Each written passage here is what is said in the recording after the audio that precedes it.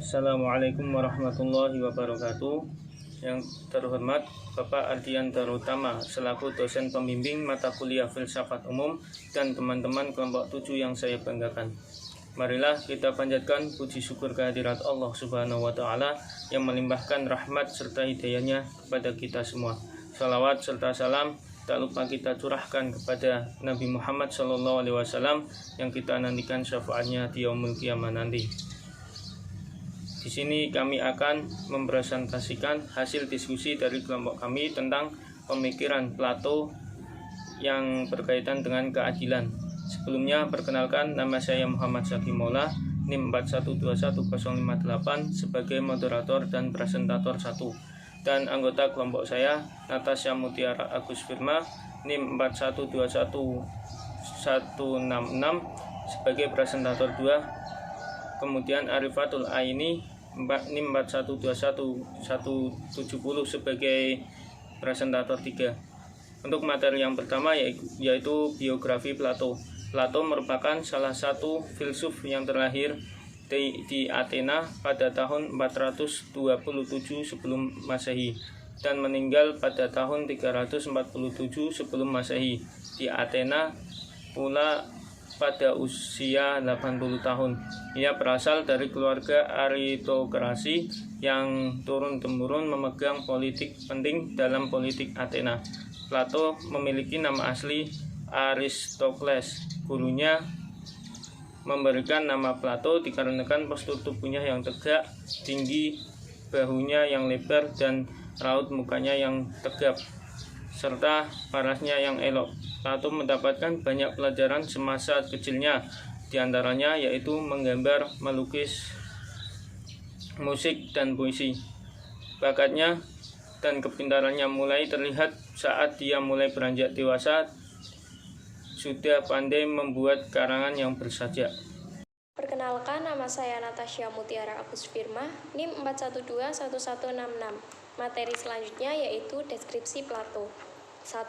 Menurut Gisberten, 1976, Plato berhasil mendamaikan pendapatnya Heraklitus dengan pendapatnya Parmenides. 2. Plato menjelaskan bahwa jika ada sejumlah individu yang memiliki nama yang sama, mereka tentunya juga memiliki satu ide atau forma bersama.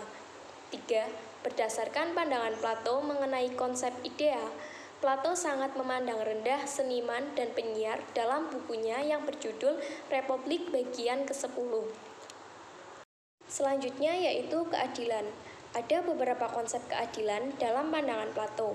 Menurutnya, keadilan hanya dapat ada di dalam hukum dan perundang-undangan yang dibuat oleh para ahli yang khusus memikirkan hal itu.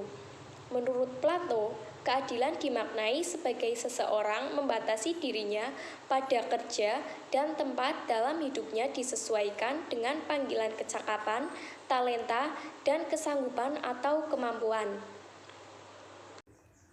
Perkenalkan, saya Arifatul Aini, NIM 4121170.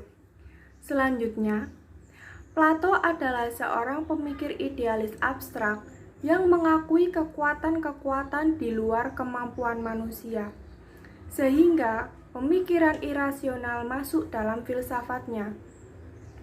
Demikian pula halnya dengan masalah keadilan. Plato berpendapat bahwa keadilan adalah di luar kemampuan manusia biasa. Sumber ketidakadilan adalah adanya perubahan dalam masyarakat. Untuk mewujudkan keadilan, manusia harus dikembalikan pada struktur aslinya. Domba menjadi domba, pengembala menjadi pengembala. Tugas ini adalah tugas negara untuk menghentikan perubahan.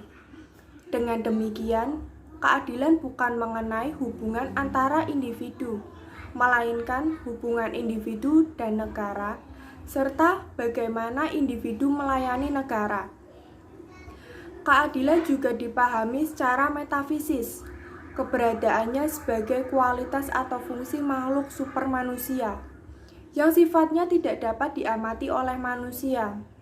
Konsekuensinya adalah bahwa realisasi keadilan digeser ke dunia lain di luar pengalaman manusia, dan akal manusia yang esensial bagi keadilan tunduk pada cara-cara Tuhan yang tidak dapat diubah atau keputusan-keputusan Tuhan yang tidak dapat diduga.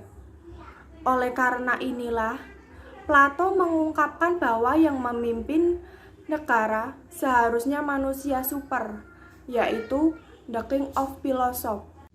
Demikian presentasi dari kelompok kami. Terima kasih atas perhatiannya. Mohon maaf atas segala kekurangannya. Wassalamualaikum warahmatullahi wabarakatuh.